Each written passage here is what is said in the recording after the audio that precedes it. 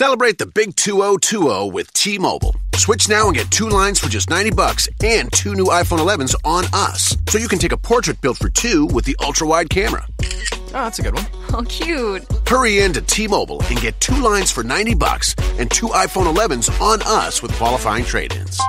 Via 24 credits for well-qualified buyers with AutoPay, plus taxes and fees. If you cancel before receiving 24 credits, you may owe up to the full value of your device of $699.99. Contact us. Qualifying port-ins and finance agreements required. Deeper than music radio. Behind every great song is a greater story. Deeper than music. The core of you, the fans, the truth is deeper than music. Deeper than music. Simply the truth is the latest, the newest. It's deeper than music. Deeper than music. The core of you, the fans, the truth is deeper than music. Deeper than music. Simply the truth is the latest, the newest. It's deeper than music. Deeper than music. Hello, hello, hello, hello to wherever you are listening to Deeper Than Music Radio. Behind every great song, there's an even greater story. I'd like to say what's up to everybody listening to us on Google Podcasts, Apple Podcasts, Spotify, iHeartRadio, Spreaker, and the many other great platforms that we're podcasting on. I like to say Deeper Than Music Radio is it's all about mainly the universal language of music, but also we encompass all art, whether it be film, visual, or just anything in the arts. So that being said, today we have the director and also a cast member of a movie that just came out, Clown Fear. So we're going to talk about the movie and also talk about these two special guests. So I'd first like to introduce our first guest, Minh Collins. He began filmmaking in 1997, a feature film called Sparkler. From there, he transitioned from the medical field to directing and writing his own films. And like we said, today we're going to talk about his feature film that just came out on video on demand, Clown Fear, which is also being distributed by Lionsgate. Also, he has another release. He released a powerful documentary on sexual harassment called Rocking the Couch. Minh has a lot of other feature films to his credit, such as The Hit List, starring Joey Lawrence, to name a few, Bottom Feeders, Venice Beach Sushi. So, ladies and gentlemen, I'd like to introduce first is director Minh Collins here on Deeper Than Music Radio. Minh, how you doing? Hey, thank you for having me on board. I'm doing great. And thank you for being on the show to talk about your directing career and also the feature film that you just had coming out, Clown Fear. So, speaking of Clown Fear, we also have an actress that's also starring in your movie, Courtney Akbar. I'd like to say that she was born in New Hampshire. Shout out to 603 in the NH. I actually spent a stint in Manchester, New Hampshire. She moved to California at age 18 to pursue her acting career, and she also attended the prestigious Ivana Chubbuck Studio in Los Angeles. Her film credits also involve a sci-fi thriller Astro. She was NCIS in Parks and Recreation, and also an action flick called Assassin X, and also the feature film that we're talking about, Clown Fear. Ladies and gentlemen, Courtney Akbar, how you doing? Hi, I'm doing so great. Thank you so much for having me. It's a pleasure. Oh, not a problem. Thank you guys for being on the show. So, Clown Fear, I understand that we had a red carpet premiere not too long ago for this movie. Yes, we had it on February 22nd, and it was a sold-out theater. Great responses from the audience. We had a Q&A afterwards and also an after-party. Wow. And then just to give the listeners a little synopsis, so Clown Fear is about a runaway bride that goes to a town that's pretty much clowns, and from there it just gets real crazy. Is that correct? Yes, that's the synopsis. Wow. So, Minh, like, what was the genesis of this movie, man? Because that, just the plot alone is crazy. Well, there's a couple reasons why I did this film. One was several years back, I went to a screening at Raleigh Studio of another clown movie, and that movie, for some reason, didn't really deliver what I thought a clown movie should have been. Basically, it had a lot of buildup. Throughout the whole movie, there's always suspense. There's this woman who's afraid of clowns, and then every time when she would even get a hint of a clown, it could be some clown, 2 blocks away, and she would be completely petrified. Wow. But nothing ever happens. I mean, it was like, she's in the shower, and there's a hint of a clown around, and nothing happens there, and then then they fade to another scene, and then she's doing something else, and on and on and on. So basically, I sat there for an hour and a half thinking, this isn't a horror film. I mean, I understand, horror films, you have to have certain elements, of course. And so that, I think that's what spruced me wanting to do a real horror film. And also it's an homage to the 80s, where it's kind of a slasher type of film that has, some of course, adult content, nudity, blood, gore, all that stuff. I think it all goes together in a horror film that, you really need to have. Yeah. And then Courtney, so what is your role in the movie? So my character, Kat, is actually the only daughter of the 2 leaders of this clown cult in this clown town in the middle of nowhere. My character is really cool because she's got a lot of levels to her personality. She starts off this really sweet, and you just really want to like her.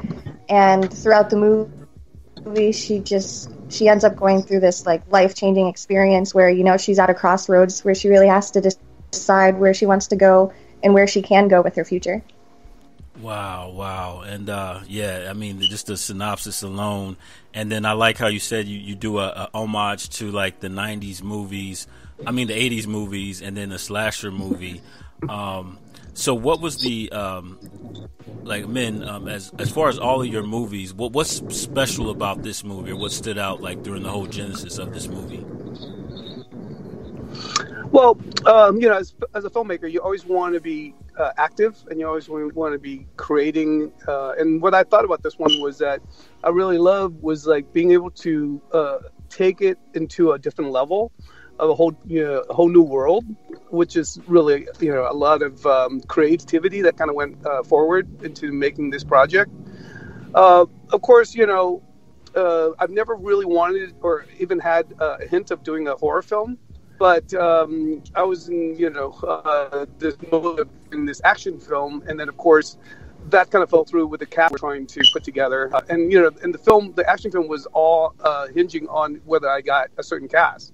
Mm-hmm. And so through frustration of sitting around for a year in casting mode, it gave me a lot of inspiration to jump into this project and really be able to be creative. And I think that's part of the reason why, as artists, we always want to be creative and, constantly move. If we don't do what we want to do, then a lot of times, we're stagnant, and, and our happiest times for me, is, at least, is when I'm on the set and when I'm able to direct something and, and create something.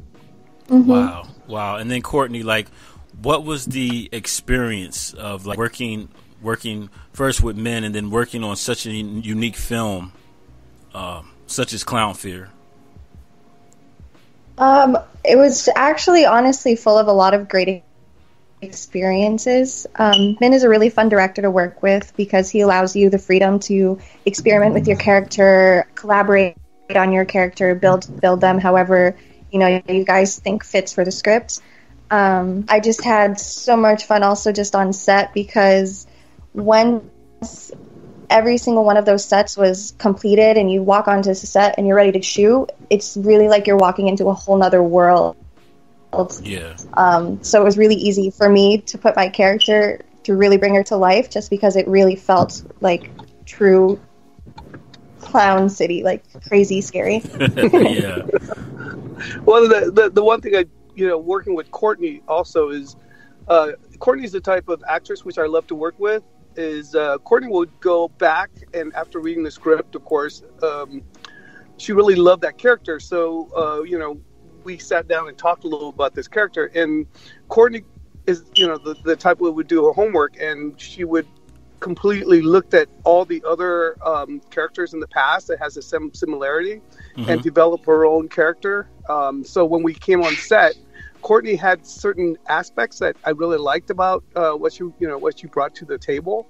And then also for me, when I'm working with someone like that, then it's so much more fun to actually be able to create and curve that character to what we really liked. Mm-hmm. Yeah, we did have a lot of fun with building Kat up. She was definitely a great character. Yeah, and then was there any preparation on your end to prepare and to get into that character? Absolutely. Like Min mentions, I definitely like to do as much research as possible into my characters. So I was researching all about cults, all about growing up in a cult, being brainwashed, psychological problems, and definitely did my fair share of watching some clown movies as well. Oh yeah. So I definitely put a lot of effort into making her as accurate as I could portray her to be. And then I guess I had a question for both of you guys, because I know people that are scared of clowns, and I've always wondered, what was the I never really thought of a clown. Well, no, I'll take that back, because I remember in the 80s, Poltergeist, the bedroom scene with that clown. Oh, yeah. And it's like, oh, man, clowns are scary. And then it was very, very scary. But I always wondered, the how something could be made for fun or to make children laugh. How is it scary? What's the scary aspect of a clown from your guys' perspective? You want to go first, Courtney? And then I can take over after that? Yeah, sure. So my personal opinion, I think people think clowns can be really scary just because they have their faces all painted. It's like they're in a disguise, so it makes them really mysterious and unidentifiable. I think for some people that's scary because, you're just like, well, who is that? They could be anybody. I also think that sometimes people can do clown makeup and it actually it is intentionally made to look scary, so that definitely doesn't help with people who don't like regular, just your average gonna go to a birthday party clown and do some little balloon tricks.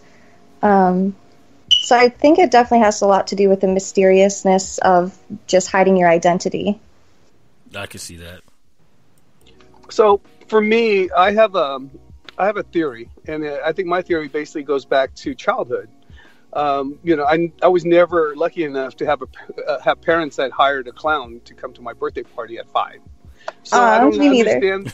So I never understood the fact of being scared of a clown. Right, but I can understand how when you bring a child that is a 5-year-old, and you're bringing a clown in that is all made up, and and they're supposed to be funny.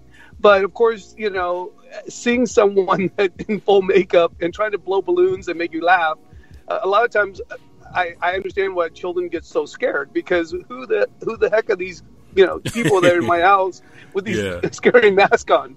So I think that's the theory, is that it stems from childhood, and that's why there's so many people that have attended birthday parties when they're younger, and it could be not just your party, but let's say you have all your friends over. So you have a group of, let's say, 10 to 15 kids being exposed to this creepy clown makeup person. And I think a certain percentage of those people are going to get, the kids are going to get scared. So that's my theory, is that growing up, the first impression, and impressions are very big, as we all know. Totally. And the first time that you see something that, that is kind of a threat as opposed to something that's kind of fun, or so you have that association when you get older. And I think that's, for me, I think that's why there's such a big fear of clowns as children are growing up. Yeah, and you bring up a good point, because I remember there was a point of a time I lived in South Lake, Texas, which is not too far from Galveston. And my daughter was an infant, and we saw a clown, and the clown that does the whole balloon thing. So he did the balloon thing, the balloon dog, and he tried to give it to my daughter, and she wouldn't take it. And then she waited until we were away from the clown, and she took it. But I remember the whole time while he was doing the whole dog thing, she just kind of looked at him, like you said, like, who is this? Like, what is this about? So that's definitely a good point. And you said that you a lot of inspiration you pulled from different aspects of the horror flicks or horror movies for this movie. Was there anything inspirational that or a movie that inspired you, that inspired this? Because when I read the synopsis, I was thinking, okay, before I saw the movie, this is Children of the Corn but meets clowns. Right. Well, also the other pitch is Runaway Brides, Bridesmaids. So it's kind of like, because it has a lot of comedic aspects to this movie. While we're screening this at the premiere, there's a lot of laughters. And I forget, when I first wrote this, that it was intended to be a comedy. It's basically a horror comedy. And when we got it to Lionsgate and they read the script, they came back with notes and they said, look, I love the script, but we wanted maybe try to, go towards the horror aspects of it. So we did. But then once the movie was being screened and all the laughters were coming through, and then I remember, that's the reason why it was laughter, because it was originally written as a comedy. But my inspiration, by the way, going back to, you were talking about Poltergeist, I have a really great story where this is when I was in high school. And, back then they had the VHS. Remember that? Where you record the movies off of HBO and, and you can watch it later. And that was my hobby, was to collect all these films on VHS.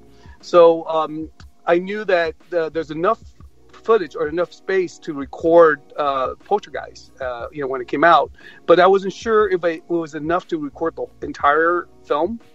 And of course, I recorded it, totally forgot about it, and then weekend came by and had some friends that came over. We had like a little party. My parents were out of town, and it was like 3 girls and 3 guys, and we're all hanging out. Hey, what should we do? And I said, I've got this movie I just recorded, and let's put it on. So we all turned off the lights, put in the VHS, and of course, that part where the screen goes, like it buzzes, before the poltergeist, comes through. Anyways, we're watching the movie and we're all scared and everything. At the end of the movie, when all that chaotic, stuff happening with the graveyard, remember that? Oh yeah. And it's just like it's the finale of the whole movie, and all of a sudden my TV set just goes bzzz, like Poltergeist, right? And everybody jumped, and it wasn't been planned, but I totally remember. I'm like, oh my God, it ran out of space, and that's what happened. Is that the VHS shut off because there's no more room for the rest of the movie, but it just scared the crap out of everybody.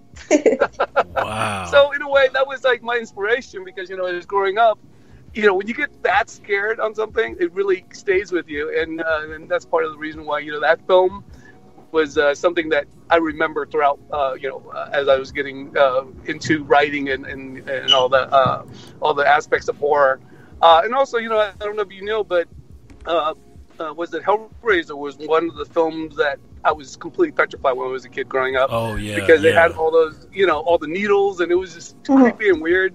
Pinhead. Pinhead, right. And the DP of our movie actually did Hellraiser 3. So Wow. His name's Jerry Lively. So it's a little piece of history, that's really unique with our film. And when you watch this, you can see how amazing he is as a cinematographer. Wow. So then you definitely got somebody that was, in such a phenomenal and monumental horror series, part of the Clown Fear movie. Deeper than Question, music radio. Your directing career, what has been the most rewarding and most challenging aspect of what you do? Well, the most rewarding, I believe, is working with so many great talents over the years. I think, and also the friendship that you build over the years. There's so many actors that anytime I have a project, I always keep them in mind, because I really love working with the same people. Because I think part of being a director is that you want to work with people that you can depend on. They're good, and you don't have to second thought. Think second about them not delivering what you want.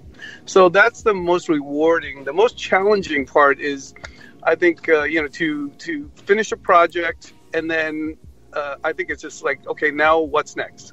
Going on to the next project. And it's like starting all over again.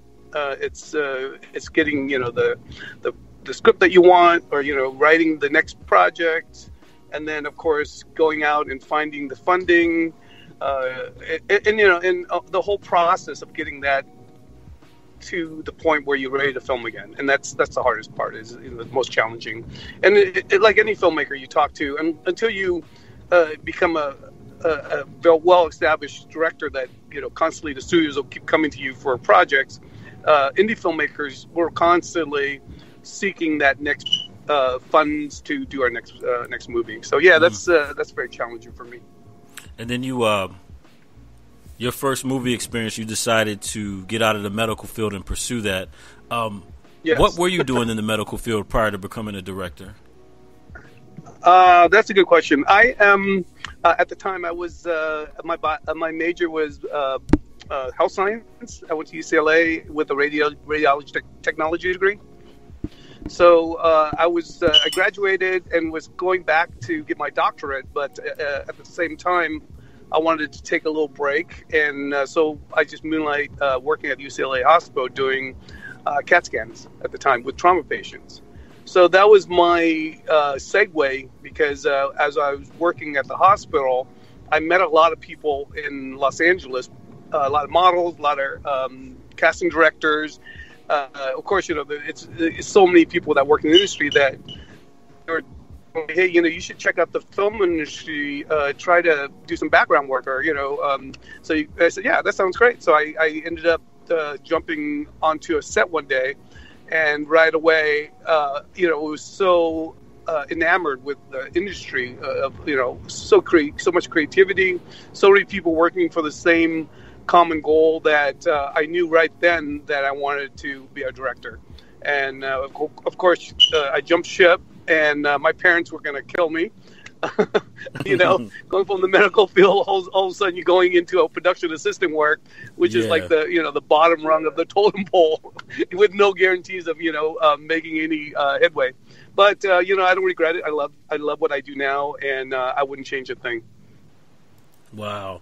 So again, thank you, Courtney and Minh, for taking the time to talk about this movie, and also, as well as talking about your background and what motivates you as a director and what motivates you as an actress.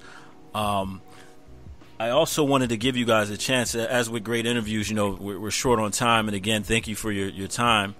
I wanted to ask you, where can people, what do you guys have next for the future in 2020 as far as acting, as far as movies? And I want to let people know, or let you know, where they can watch Clown Fear, what platforms it's on, what's next, and pretty much it's shameless promotion time. Where can people hear about your future movies, future projects, and things of that nature? Okay. Go ahead, Courtney. I'll let you take it first, and then I'll come and answer my part. Yeah, great. So like you mentioned, I first want to say thank you so much for having us. It's been a pleasure speaking with you. So with Clown Fear, like we mentioned, it was released on VOD through Lionsgate, so you can get that through Amazon, Amazon Video. You can go to Target, Walmart. You can pick it up in a bunch of different stores. I know it has a tentative international release date, but I'm not exactly sure on that just yet. But you can totally stand by, and we'll definitely be announcing it. As for future projects, I can only speak of one at the moment. Okay. But I am going to be working on a Christmas movie this year. So that's going to be really fun for me. I haven't done any Christmas genre films yet, so I'm excited to have a little part in there. Okay, so you can pick it up pretty much everywhere. It's on Vudu, Hulu, the film. You can pick it up. I believe Best Buy has it. I've been seeing a lot of people posting at different stores, so you can actually pre-order it. I know some of the stores like Target and Walmart are sold out, and people have told me they've gone and tried to find it, and it's sold out, which is great for us. We're happy about that. News. That's good news. Yeah, and really excited that the Lionsgate is doing the distribution in North America. We do have a very big company that's doing the international. They're called Taylor & Dodd, and they're in the process of putting it out internationally. So we're excited about that. They just took it to Berlin now market as well, and I think they're going to also be at Cannes Film Festival with our film. So there's a lot of great places that it's going to be featuring all over the world, and very excited.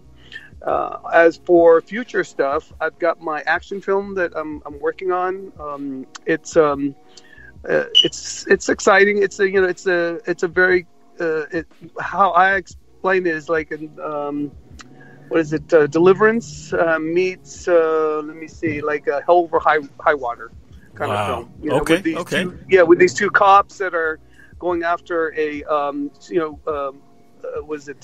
missing persons case, and then they run into these girls that are missing, and these girls end up running into backwoodsmen. So that's gonna be a fun ride. And then I'm hoping to shoot that, hopefully looking at maybe late summer at this time. Okay. But thank you so much for having us, by the way. It's been a lot of fun talking to you, and it's been always very interested in talking about our projects and the movie Clown Fear.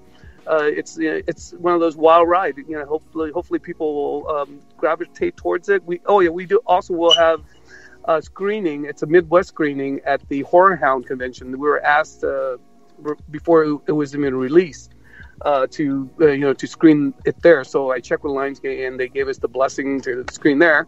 So we'll be there March 21st. It's Saturday night, midnight screening, I believe, is when we'll have it. So shout out to Horror Hound and Cincinnati, Ohio. We're coming. Oh, there you go. Cincinnati Horror Hounds. You got the dates. Definitely check it out.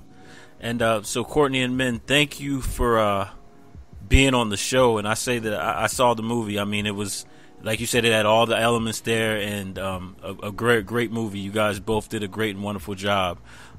Thank you. Thank you. We have another great interview here for the books with Courtney Akbar and then Minh Collins here, Deeper Than Music Radio. And I'm Mark, signing off. Thank you so much. Deeper Than Music. Thank you. Have a good day. Of you, the fans, the truth is deeper than music. Deeper than music. Simply the truth is the latest, the newest. It's deeper than music. Deeper than music. The core of you, the fans, the truth is deeper than music. Deeper than music. Simply the truth is the latest, the newest. It's deeper than music. Deeper than music.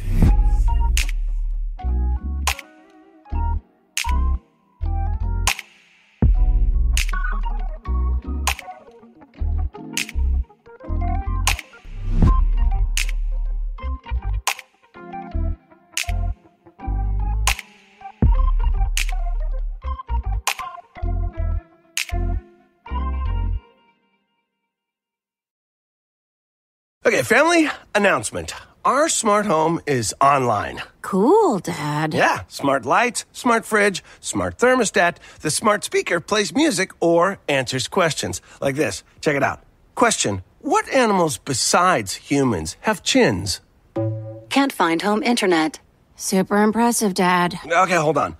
Question: can you find the home internet? Can't find home internet. Haha, smart house! Your home is only as smart as your internet. Get fast, reliable internet with AT&T Fiber, even during peak times. Find out how to get 300 megabits per second for $40 a month for a year. Limited availability. May not be in your area. See if you qualify at att.com/fiber300. Reliability based on network availability. Consistency based on wired connection to gateway. $10 per month equipment fee applies. Speeds not guaranteed and vary.